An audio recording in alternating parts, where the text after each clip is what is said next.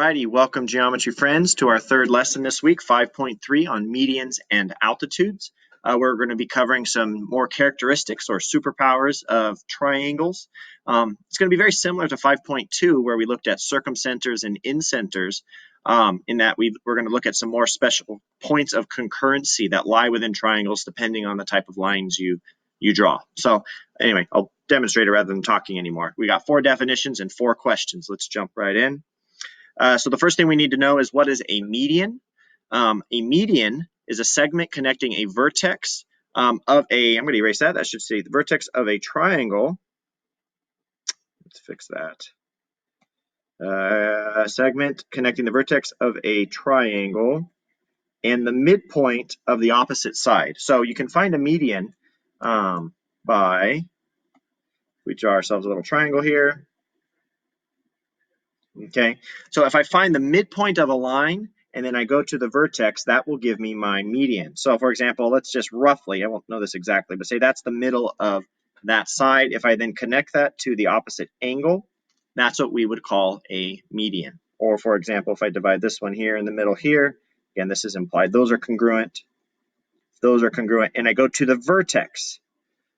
So it's a little bit like when we found the circumcenter in 5.2, but notice that was a perpendicular bisector. And again, this is all going to get very confusing because it's all very similar. So we're going to want to know our definitions. But in 5.2, we did perpendicular bisectors where you found the midpoint, but you went at a 90-degree angle. Medians are also bisectors, but they go to the vertex as I've drawn here. So slightly different.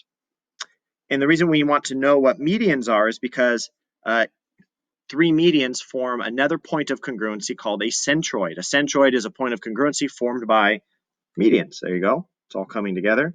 So if I draw another triangle, I could have done this on the previous one, but let's do it. Let's draw something like that. Okay. And so if I find, I'll do blue.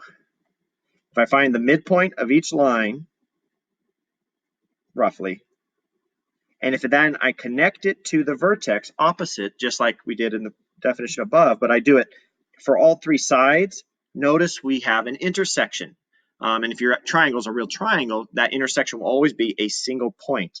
And that right there is your, what we call the centroid. Okay, so if they were perpendicular bisectors, then we called that the circumcenter. But in this case, because they're just medians, we call that the centroid. Okay, a couple fun facts about the centroid that we'll want to add to our, whoops, let's make those 3. That we'll want to add to it is 1, that it is always inside the triangle.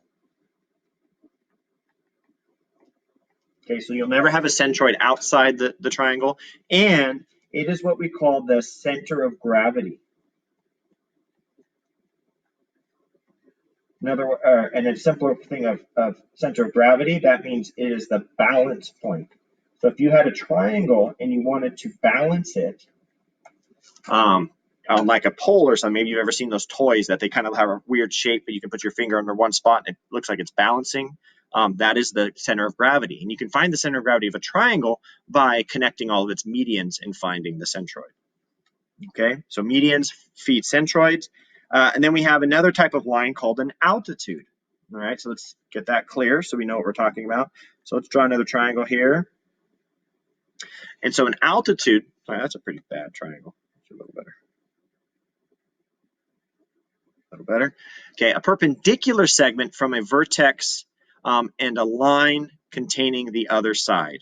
Ugh. Okay, so basically, if you go to the vertex of a triangle and you connect with a perpendicular line to the opposite side. So this one altitude would be very simple. We draw it like this.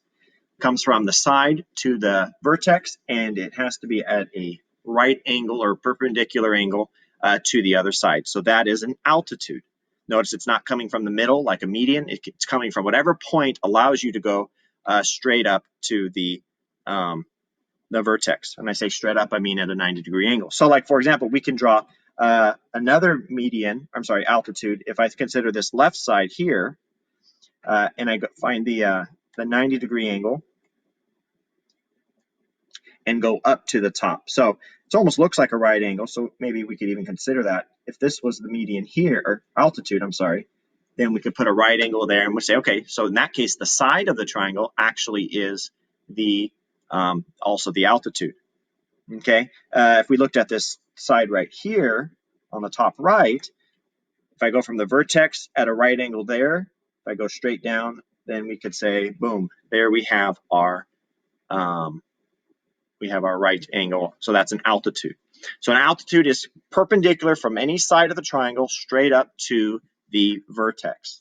Another term for altitude is basically, we oftentimes call it the height of a triangle. Okay, whoops. Okay, so that is your altitude. Same as kind of asking yourself, well, what's the height of the triangle? Okay, and so as you probably have guessed, altitudes also create a point of congruency. It's called the orthocenter. Great name. Okay, so if you connect the altitudes of a triangle, you will get what's called the orthocenter. So let's take a look at that. Let's draw maybe a slightly different triangle. And we want to see where do all of its altitudes, keep saying that. Where do all the altitudes meet? Well, we have to, for each side, we have to go up at a perpendicular line. So let's start with, I'll start with this line right here. Vertex, perpendicular, we have that line. And I'm actually going to extend these longer, and you'll see why in a minute. So there's one altitude. Now notice altitude, it says the same line as the side, because from this point here, there's really no way I could go up at a 90-degree angle to the other side. So the altitude for this side would actually be right here. Okay, because that from that vertex at a 90-degree angle to this side here at the bottom, it actually comes from way down there. And if we do the same thing for the last vertex, where would I be able to have a 90-degree angle from this side? We would have to go right, let's see, right about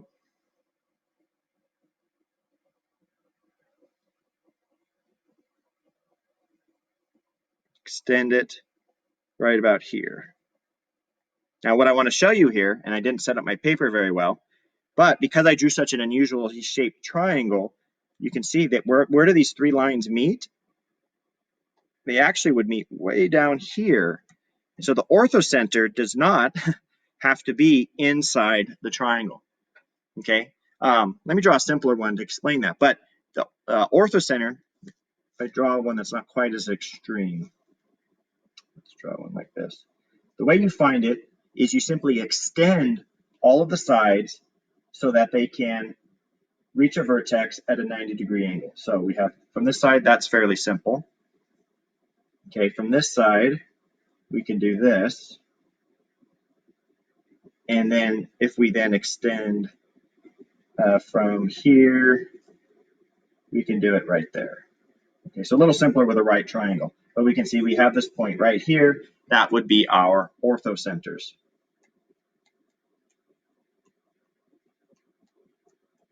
Okay, and so as I've said, they can be in or out of the triangle.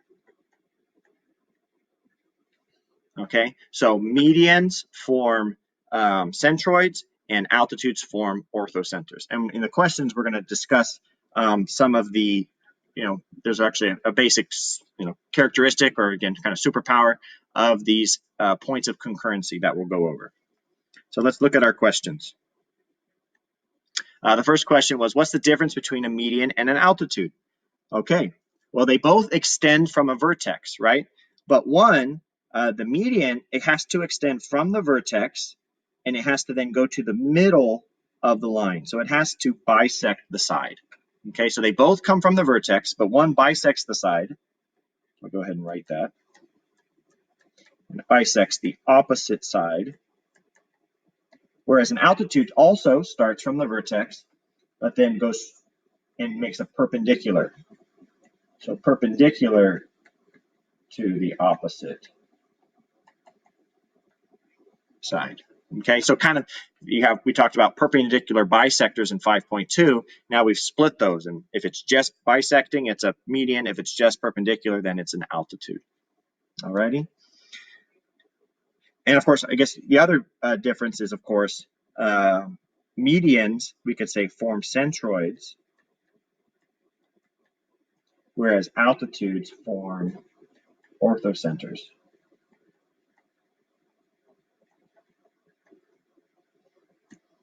Okay. The next question, what is the difference between a centroid and a orthocenter? Okay, well, the first one is a centroid is formed by medians. Right. So we're just kind of reviewing here, whereas the orthocenter is formed by altitudes. Okay. We also, you could write the centroid is known as the center of gravity. And in the next question, we're going to be learning one other thing that's different. But the main thing is how you want to, for all these points of concurrency, you want to say, okay, what kind of line forms them? Okay, perpendicular bisectors form circumcenters, angle bisectors form incenters, medians, which is what we're doing here, medians, which is again the vertex to the middle of a line, like that, vertex to the middle of the line, like that, vertex to the middle of the line, like that, okay, are formed by medians. And then, of course, the orthocenter is formed by altitudes, where we have to then go from the vertex perpendicular to each side. Okay, so we have this one here. We have this one here. It's going to be similar to the first one I just did. And then we extend this side and we go at 90 degrees like that. And I can see, so if you have this obtuse kind of angle, which I've done twice now, you can see your orthocenter is oftentimes way off the triangle, okay, because you have formed these right angles off of each side. Basically, we'll talk about in class how to make sure, because again, orthocenters and median altitudes are probably the most difficult to draw. But again, you just want to know which type of line forms which type of point of concurrency. Question number 3 says, what fractional parts of a median are on either side of a centroid? So this is kind of what the last little superpower you want to know about these types of lines, and it's for the medians and the centroid. So again, vertex to the middle of the line, or you could say middle of the line to the vertex, middle of the line. I'm just estimating the middle of the line. Let's see, like that. Okay, so we have our centroid. Now, one special thing to know about a centroid, and actually maybe I'm going to try to draw this maybe a little more accurately to show it. Let's see, if our middle's right about there, there, there, that's a little better. But what you want to know is that a centroid divides medians by thirds. Okay, so any line, so say, let's go ahead and say this is line A, B, this is line C, D, this is E, F, and we have the middle we'll just call G. And what we could say is that, like say this line AB, the centroid cuts line AB into thirds, where you have, if we just call this 1/3 of the line is here, and 2/3 of the total line is there. And every line, whenever you draw a centroid, you can always see 2/3 of the line is going to be on one side of the center, and the other one is going to be the other. So in other words, CG is 2/3 versus DG is 1/3, or EG is 1/3, and FG would be 2/3. Okay. The other way you could describe that is one side of the segment is always going to be twice as big as the other. One side double the other. So in other words, we could write here, going back to my example, GB is equal to 2 AGs. Okay, because if one's 1/3 and the other one's 2/3, the one that's 2/3 is twice as big. Okay, or again, to summarize what I also wrote is you could say AG